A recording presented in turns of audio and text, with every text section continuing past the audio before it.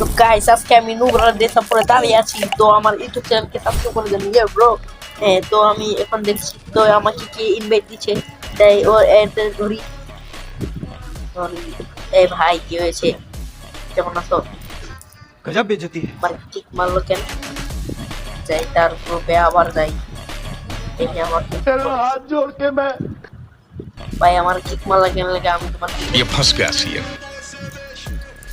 ও collection percent আসো, দেখি collection percent কে জিতে।